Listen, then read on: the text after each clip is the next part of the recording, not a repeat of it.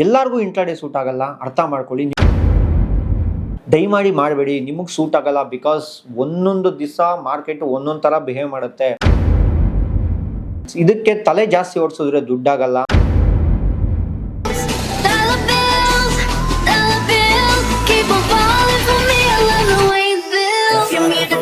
बड़ी बड़ी बड़ी बातें, ऐसा है तो लंबी लंबी लंबी लंबी बातें, ऐसा है तो 5 स्टार सारी मुलाकातें, ऐसा है तो गालियां भी सारे मांग खाते, ऐसा है तो बड़ी बड़ी बड़ी बड़ी बातें, ऐसा है तो लंबी लंबी लंबी लंबी बातें, ऐसा है तो 5 स्टार सारी मुलाकातें, ऐसा है तो गालियां भी सारे मांग खाते. ನಮಸ್ಕಾರ ಕರ್ನಾಡು, welcome to the trading of Karnataka YouTube channel. ನಾನು ಹೇಳ್ದಂಗೆ ನಾನು 100 ವಿಡಿಯೋಸ್ ಎಪಿಸೋಡ್ಸ್ನ ಸ್ಟಾಕ್ ಮಾರ್ಕೆಟ್ನ ಫ್ರೀಯಾಗಿ ಬಿಡ್ತೀನಿ ಅಂತ.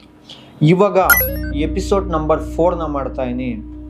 ಯಾರು ಚಾನಲ್ನ ಸಬ್ಸ್ಕ್ರೈಬ್ ಮಾಡಿಲ್ಲ ಅಂದರೆ ದಯಮಾಡಿ ಸಬ್ಸ್ಕ್ರೈಬ್ ಮಾಡ್ಕೊಳ್ಳಿ.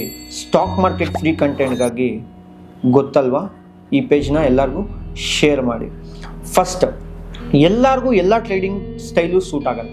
ಕೆಲವ್ರಿಗೆ ಇಂಟ್ರಾಡೇ ಸೂಟ್ ಆದರೆ ಕೆಲವ್ರಿಗೆ ಸ್ವಿಂಗ್ ಸೂಟ್ ಆಗುತ್ತೆ, ಕೆಲವ್ರಿಗೆ ಬರೀ ಲಾಂಗ್ ಟರ್ಮ್ ಸೂಟ್ ಆಗುತ್ತೆ.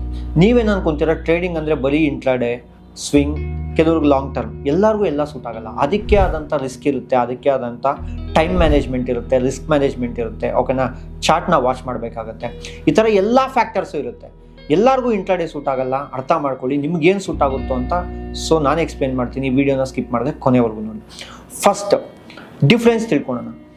Intraday, what is mean by intraday? Name it self indicates ಮಾಡ್ತಾ ಇದೆಯಲ್ಲ. ಇನ್ ಟ್ರೇಡ್ ಡೇ ಅಂದರೆ ಅವತ್ತೇ ಟ್ರೇಡ್ ಮಾಡಿ ಅವತ್ತೇ ಪ್ರಾಫಿಟ್ಸ್ನ ಬುಕ್ ಮಾಡೋದು, ಇಲ್ಲಾಂದರೆ ಅವತ್ತೇ ಲಾಸ್ನ ಬುಕ್ ಮಾಡೋದು. 9:15 3:30ವರೆಗೂ ಇಂಡಿಯನ್ ಮಾರ್ಕೆಟ್ ಓಪನ್ ಇರುತ್ತೆ. ಆ ಮಧ್ಯದಲ್ಲಿ ಟ್ರೇಡ್ ಮಾಡಿ ನೀವು ಲಾಸ್ನ ಪ್ರಾಫಿಟ್ನ ಬುಕ್ ಮಾಡೋದನ್ನ ಏನಂತೀವಿ ಅಂದರೆ ಇಂಟ್ರಾಡೇ ಅಂತೀವಿ. ಯಾರಿಗಾದ್ರೂ ಒಂದು ಸ್ಟಾಕು ಇವತ್ತೇ ಮೇಲೆ ಹೋಗುತ್ತೆ ಅಂತ ನೀವಿಲ್ಲ ಪ್ರೈಸ್ ಆ್ಯಕ್ಷನ್ ಬ್ರೇಕ್ಔಟ್ಸ್ ಆಗಿರಲಿ, ಇಂಡಿಕೇಟರ್ ಬ್ರೇಕ್ಔಟ್ ಆಗಿರಲಿ ತಗೊತಾ ಇದ್ರೆ ಅವತ್ತೇ ತಗೊಂಡು ಅವತ್ತೇ ಕ್ಲೋಸ್ ಮಾಡೋದನ್ನ ಇಂಟ್ರಾಡೇ ಅಂತೀವಿ. ಇಂಟ್ರಾಡೇ ಯಾರಿಗೆ ಸೂಟ್ ಆಗುತ್ತೆ ಅಂದರೆ ಪಕ್ಕಾ ಪ್ರೊಫೆಷ್ನಲ್ ಟ್ರೇಡರ್ ಇರಬೇಕು, ಪಕ್ಕಾ ರಿಸ್ಕ್ ಮ್ಯಾನೇಜ್ಮೆಂಟ್ ಗೊತ್ತಿರಬೇಕು.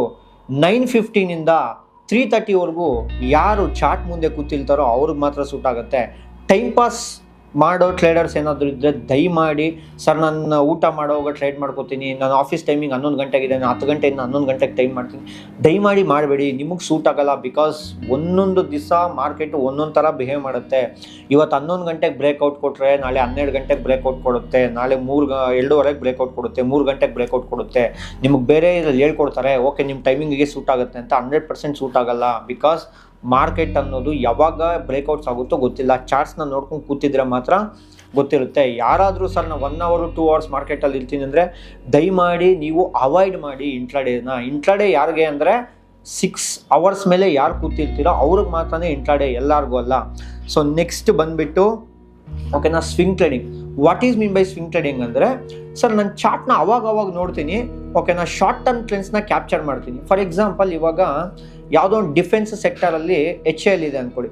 ಸೊ HL ಏನಾದರೂ ನಮ್ಗೆ ಯಾವುದೋ ಒಂದು ವಾರ್ ಗೆದ್ವಿ, ಆ ವಾರಲ್ಲಿ ಏನಾದರೂ ನಾವು ಗೆದ್ವಿ ಅಂದರೆ ಯಾರಿಗೆ ಬೆನಿಫಿಟ್ ತುಂಬ ಆಗುತ್ತೆ? ಡಿಫೆನ್ಸ್ ಸೆಕ್ಟರಲ್ಲಿ ಯಾರು ತುಂಬ ಹೋಲ್ಡ್ ಮಾಡುತ್ತೆ ಅಂದರೆ HL ಏನು ಮಾಡುತ್ತೆ? HL ನಮಗೆ ಚೆನ್ನಾಗಿ ಹೋಗುತ್ತೆ ಅಂತ ಶಾರ್ಟ್ ಟರ್ಮ್ನ ಕ್ಯಾಪ್ಚರ್ ಮಾಡಬೇಕು. 1 ವೀಕ್ ಆಗಿರಲಿ, 2 ವೀಕ್ಸ್ ಆಗಿರಲಿ, 3 ವೀಕ್ಸ್ ಆಗಿರಲಿ. ಸ್ವಿಂಗ್ ಅಂತೀವಿ. ಒಂದು ಸ್ವಿಂಗ್ನ ಕ್ಯಾಪ್ಚರ್ ಮಾಡೋದನ್ನ ಏನಂತೀವಿ ಅಂದರೆ ಸ್ವಿಂಗ್ ಟ್ರೇಡಿಂಗ್ ಅಂತೀವಿ. ಯಾರಿಗೂ IT ಪ್ರೊಫೆಷನ್ಸ್, ಹೌಸ್ ವೈಫ್ಸ್, ಯಾರಿಗಾದ್ರೂ ಕೆಲಸ ಮಾಡಿರೋರಿಗೆ ನಿಮ್ಗೆ ಸೂಟ್ ಆಗುತ್ತೆ. ಸ್ಟ್ರೆಸ್ ಲೆಸ್ ಆಗಿರುತ್ತೆ, ಬಟ್ ಚೆನ್ನಾಗಿ ಸೂಟ್ ಆಗುತ್ತೆ. ಓಕೆನಾ. ನೆಕ್ಸ್ಟ್ ಬಂದುಬಿಟ್ಟು ಲಾಂಗ್ ಟರ್ಮ್ ಇನ್ವೆಸ್ಟ್ಮೆಂಟ್. ಇದು ಎಲ್ಲರಿಗೂ ಸೂಟ್ ಆಗುತ್ತೆ.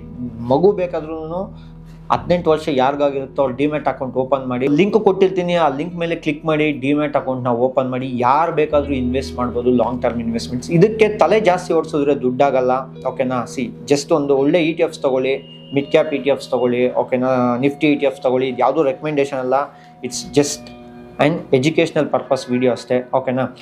ನೆಕ್ಸ್ಟು, ಸೊ ಯಾರು ಬೇಕಾದರೂ ವೆಲ್ತ್ ಕ್ರಿಯೇಟ್ ಮಾಡ್ಬೋದು ಅಂದರೆ ಯಾರು ಬೇಕಾದರೂ ವೆಲ್ತ್ ಕ್ರಿಯೇಟ್ ಮಾಡ್ಬೋದು. Long term, what is mean by long term? 5 ವರ್ಷ 10 ವರ್ಷ 15 ವರ್ಷ ಹಿಡ್ಕೊಂಡೋದನ್ನ ಲಾಂಗ್ ಟರ್ಮ್ ಅಂತೀವಿ.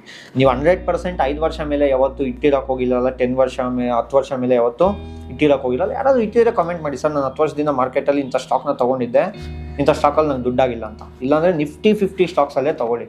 ಟಾಪ್ 50 ಸ್ಟಾಕ್ಸ್ ಆಫ್ ಇಂಡಿಯಾ ಒಳ್ಳೆ ಫಂಡಮೆಂಟಲ್ಸ್ ಇರುವಂಥ ಸ್ಟಾಕ್ಸ್ನ ವೆರಿಫೈ ಮಾಡಿ ತಗೊಳ್ಳಿ. ನಾನು ಯಾವುದೂ ರೆಕಮೆಂಡ್ ಮಾಡ್ತಾ ಇಲ್ಲ, ಓಕೆನಾ. It's just an educational purpose video, ಓಕೆನಾ. ಸೊ ನೆಕ್ಸ್ಟ್ ಸ್ಕ್ರೀನ್ ಅಬ್ಸರ್ವ್ ಮಾಡಿ, ಓಕೆನಾ.